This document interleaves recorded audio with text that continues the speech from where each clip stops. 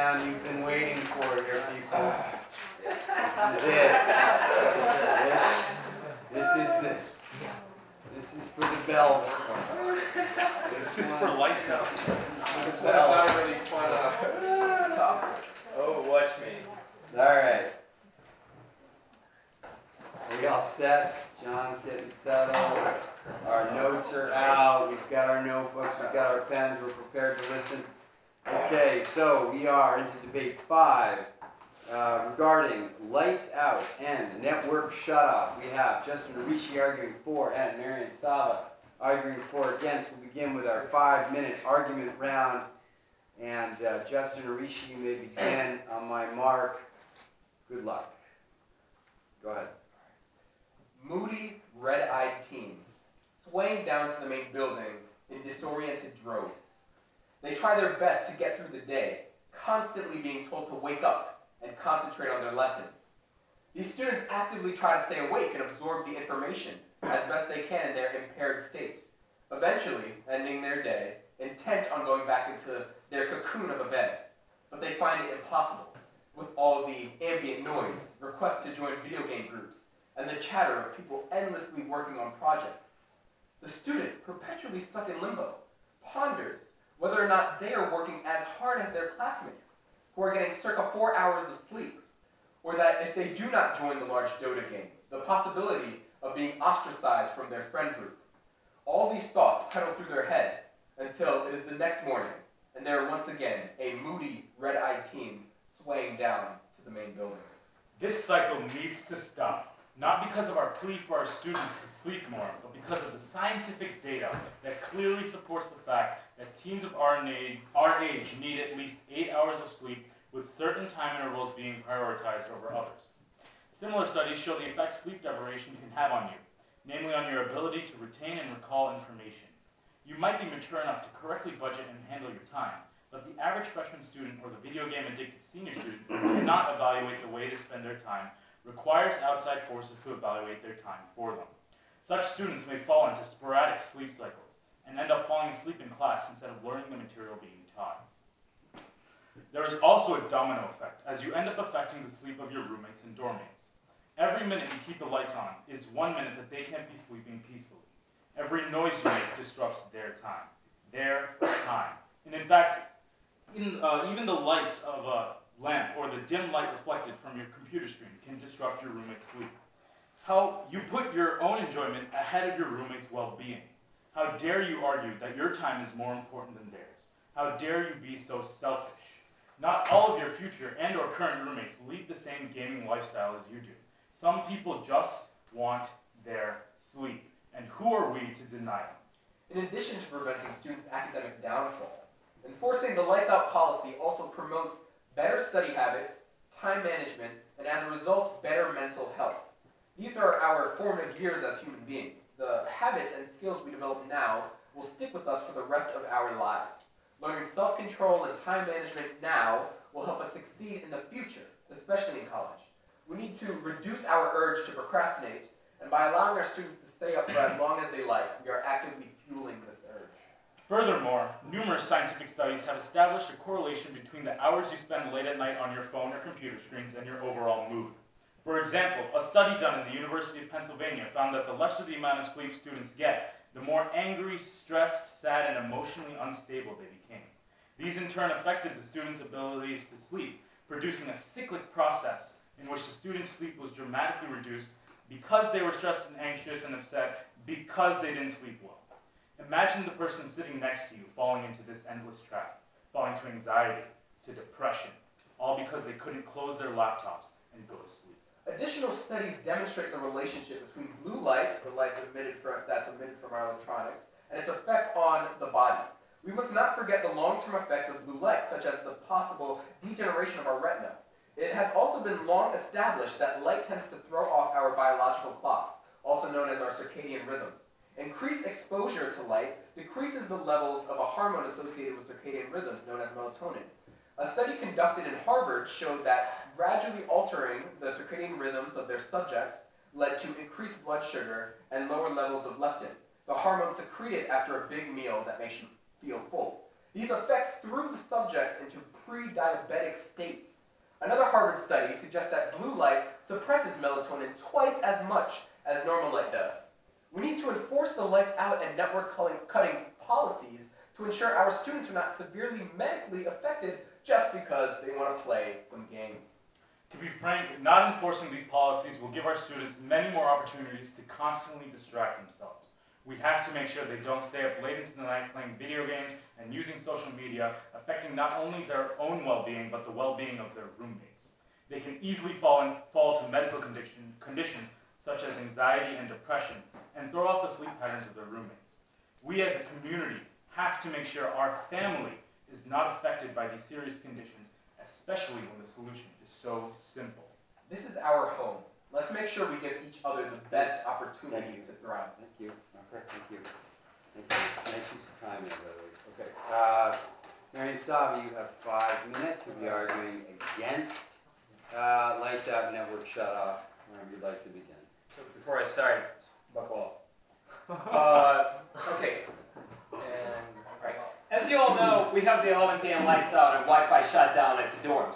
However, neither of you really know how it looks and sounds like. Let me show you.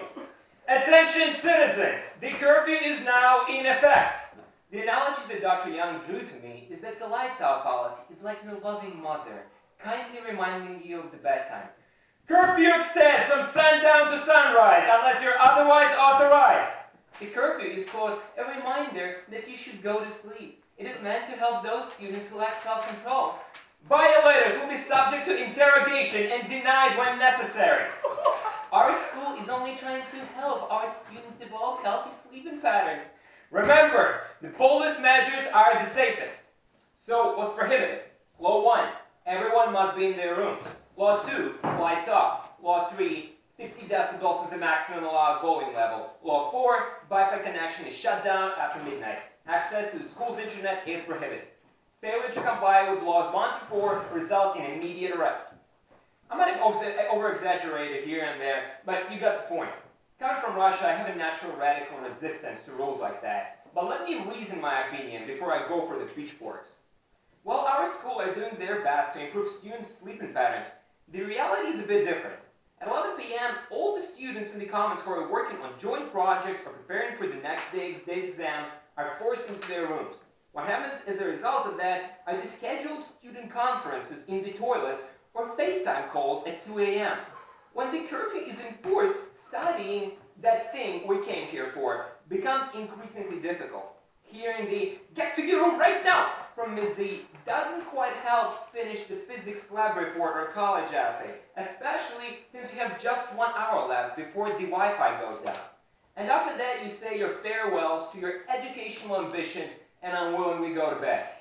Now, that is a theoretical model of what is supposed to happen. It's based on the assumption that you respect our school rule.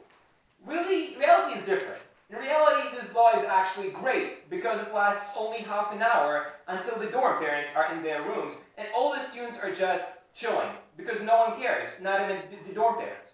Let me walk you through. Between 11 and 11:30, the corridors are sometimes patrolled by coach. Every now and then, he would kindly ask some folks to return to their rooms or tell others to keep the voices down. But then coach goes to bed, and the law quickly gets repealed by the vote of all to none. You have kids wandering around the dorms, or showering at 1 a.m., or screaming about their Overwatch kill streaks for the whole wing to know. That's how we develop self-control and sleeping patterns in our students. Wi-Fi shutdown is more of a joke rather than a policy. Sometimes Wi-Fi does indeed turn off, but the cable never does. Every other room has a cable internet outlet embedded into a wall, and with the purchase of a dongle, students get the invigorating 3 bars of Wi-Fi back. But it doesn't stop there. We're a STEM school. Wi-Fi shutdown isn't really a policy, it's a challenge. To solve it, some purchase Wi-Fi routers, and instead of 1 public network, they get 3 private ones, each with different frequency. Others design amateur antennas at the pilot and use them to produce networks that are only detectable at certain rooms. You see, the problem with the curfew is not that the students dislike it heavily, they don't. Even if enforced, these rules would not be critical enough to really object to them. Students will always find their way around. Rules like that are a great opportunity to learn about pigeon posts. The problem with this rule is that it is not enforced and that it doesn't work. it doesn't accomplish the goals behind it, self-control, sleeping, goals that students could actually benefit from. More importantly, the fact that these policies don't work contribute to a problem of a much larger scale. You see, Wayne prisons have many rules. Curfew, no Chinese allowed, no cups and plates in the dorms, etc. These rules have their dark side. Not a single one of them is enforced. Each damn rule is broken every day, and our school does nothing to put a stop to it. Now suppose Dr. Young introduces a new policy. Don't throw paper towels in the toilet. How do you expect the students to obey that rule if their previous experience indicates that they are not going to be punished for breaking that rule? The answer is, they won't. This is the tale of prisons, and this is my biggest concern with the curfew. This is why we together, students and teachers, should work together to create something better, because we can do better. Thank you. Okay. Okay. Before we start rebuttal, are we arguing against the policy or how it is enforced here? Yeah. Honestly, I sort of I left think this one to you guys. I'm not. Do whatever. Let me actually throw this. It's me and Hold you. on. No. Let me throw this question out to the audience here. Policy. What did you understand that we were doing here? Theoretically, if a policy cannot be enforced, it is not a good policy. So, If it Let me ask you a question. Yes, we are arguing right now. We are Hold on. doing an argument. Let me actually let me ask a question. What did you think you were arguing? I initially thought just the merit of the policy itself, not how strict it's enforced, strictly it's enforced, Okay. just the policy. What did you think you were arguing? We were arguing the curfew and Wi-Fi shutdown policy, and If there's a What bigger about- problem, So hold on. Yeah, So we I got heard both of you understood that you were arguing about, or all four of you understood the policy. Yeah. This Well, policy. it's not only about the Okay, their argument had nothing You can Just talk about this in your rebuttal. You're Hold arguing on. right now. I'm just saying, like, we're not gonna do this until we finish this out. I'm interested in what you have to say, but this could be a part of your rebuttal. Okay? That's all I'm saying, alright? What are you doing? So, alright, this is rebuttal time and you're losing. Alright, yes, Okay, yes, here we yes, go. yes. You have 90 seconds. Okay, so, Justin and Rishi will begin with their argument, or their rebuttal, rebutting against Marian Savva. You have 3 minutes, let me know when you'd like to begin. And we are starting, correct? Go ahead. Yeah, we're starting. Alright. So to start off, very entertaining, but the one fact here that we are missing is the fact that the premise of our argument. We were arguing about the value of the lights out and network policy. We are arguing the validity of the policy, and therefore in the evidence that we gave in our main argument, and the evidence that you gave us in telling us the actuality of the situation, in that you have proportions of our student body that are making a ton of noise, they're playing video games, they're having these groups, that all of that just supplements our arguments. Alright? The part that I want to really make this clear, the part that we were showing is that there is a valid and justifiable argument in there being lights out and in there being a network. And in this being implemented correctly, as you said, which is apparently not the reality, but if it were to be implemented correctly, it would supplement everything that we said regarding sleep schedule, regarding the formation of habits, regarding what we were actually supposed to be debating about. Now, the debate, we enjoyed it. However, if we look at your hook and we look at the development of your argument, it's completely parallel to what we were supposed to argue. Yeah, I agree with Justin in that you guys argued more about our implementation of the policy, not the existence of the policy itself. So I do think you were arguing something a little bit off of our premise, and there's really a lack of your take on how the policy actually is in prison. Whether or not we should have. Okay, all right, thank you very much. Okay, so that was the rebuttal from the for position by rebuttal from Marian Savva representing the against position. Let me know when you'd like to start. Okay, arguing about the policy is also arguing about the unalienable parts of it, its implementation, the influence of this policy on the people, and how it is perceived by the school. Everything you said, it's easy to say things when you're not in the dorms at all, when you're not present there, do not sleep there, because everything you said is a theory. It is done in theory. In fact, that doesn't happen when you're talking about this. red-eyed people and depression, here I'd like to throw it to. So first, when you say that the policy is actually forcing students to actually go to sleep, and you're gonna say that it helps the student to actually develop the habit of going to sleep. But you know that when you are actually always forcing them, if you don't have to force one day, they won't really go to sleep. So they actually need to be independent enough to actually manage their time, manage their own time, and to develop this skill gradually. And also for the one you say you will influence your roommate. If you don't have the rule of you have lights off at 11 and you should stay in the room. If you have to work, you don't want to stay actually in the room to actually influence your roommate. You prefer to actually do it in the comments.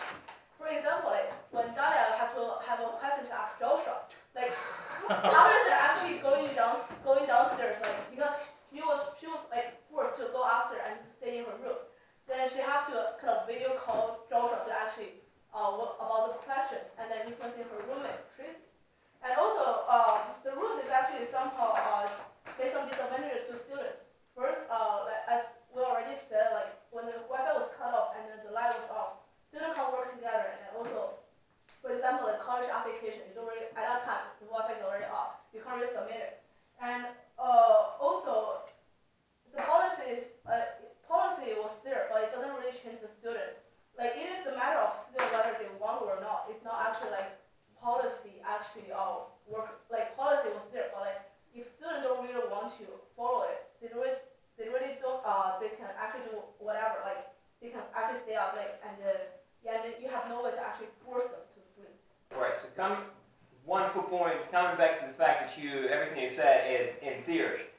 Lights on, you're talking about this theoretical sciencey papers about lights on. Well, the thing is, only the big light is off. All the last desktop lamps are not, and your laptops are not either. So, yeah. Then you're talking about depression and anxiety and how lack of sleep influences that. Have you seen a single person with depression and anxiety in our school? Show me one. Show me one that person. And finally, you're assuming that our people just cannot talk to each other. People would distract the others. Well, guess what? This is the idea of living together in a community. You talk to each other. You talk to other students to make sure that together you live in a logical society. Interact with others and form a better community. Okay. Pull your thoughts together about who won the rebuttal. Make a note, and then obviously make a note for your overall winner, and then we'll begin the review of the debate.